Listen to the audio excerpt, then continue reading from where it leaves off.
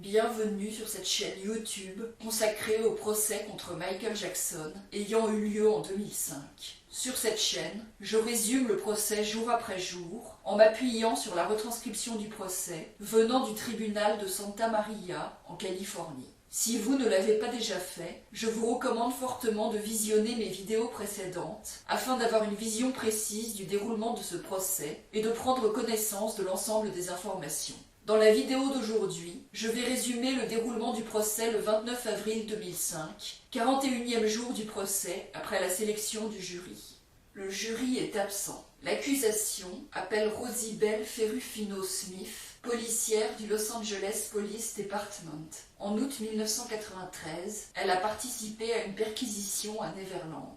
Elle identifie 2 livres qu'elle a saisis à Neverland dans un placard de la chambre de Michael Jackson, dans une armoire avec des tiroirs, Boys Will Be Boys et The Boy, A Photographic Essay. La femme de ménage, Blanca Francia, avait amené la clé pour ouvrir l'armoire. Robert Sanger fait remarquer que l'accusation a un dossier très faible et que c'est pour ça qu'ils veulent soudain introduire ces livres comme preuve, alors que cela n'a pas de rapport avec les accusations de 2003. Ron Zonen dit que les livres montrent certaines photos d'adolescents nus et que ce serait une preuve d'un intérêt supposé de Michael Jackson pour les jeunes garçons. Robert Sanger fait remarquer que dans l'un des livres, The Boy, il est écrit « À Michael, de ta fan, Rhonda ». Dans l'autre livre, Boys Will Be Boys, Michael Jackson avait écrit « Regardez le vrai esprit de bonheur et de joie sur les visages de ces garçons. C'est l'esprit de l'enfance, une vie que je n'ai jamais eue et dont je rêverai toujours. C'est la vie que je veux pour mes enfants. MJ. Le jury revient. L'accusation rappelle comme témoin Craig Bonner. Il identifie une cassette contenant un enregistrement de la conversation téléphonique de Janet Arvizo et Frank Cassio. Il affirme avoir remis la cassette à un laboratoire pour voir s'il y avait eu des pauses ou arrêts dans l'enregistrement. La cassette avait été saisie dans le bureau de Bradley Miller et a été copiée digitalement au laboratoire. L'accusation appelle comme témoin Harry Kunz, scientifique à The Aerospace Corporation à El Segundo en Californie, notamment au National Law Enforcement and Corrections Technology Center. Il a analysé la copie digitale de la cassette remise par Craig Bonner et dit qu'elle est relativement continue, avec une discontinuité au bout de 13 secondes. Il dit qu'il a identifié 34 petites pauses d'une durée de 2 secondes durant l'enregistrement, qui semblent avoir été causées par le même mécanisme à chaque fois, peut-être la rotation des roues. Il dit que ces pauses peuvent être causées par le bouton pause de l'enregistreur ou par un bouton sur le téléphone ou par un enregistreur à activation vocale qui démarre quand quelqu'un parle. Il dit que cela semble être une cassette de 2e génération qui avait dû être déjà utilisée pour enregistrer autre chose à cause de la discontinuité au bout de 13 secondes, mais il ne peut pas en être sûr. Il dit qu'il ne peut pas déterminer si c'est une compilation de plusieurs conversations ou si des extraits ont été retirés. Il dit qu'il pense que les pauses n'ont pas été causées par un enregistreur à activation vocale. Il dit qu'il ne peut pas déterminer si l'enregistrement a été fait dans différents lieux ou pas. Il dit qu'à part les 13 premières secondes, cela semble être une conversation continue avec le même bruit de fond et le même niveau de volume de parole. Il confirme qu'il n'a pas analysé la cassette originale. L'accusation rappelle Rosibel Ferrufino-Smith.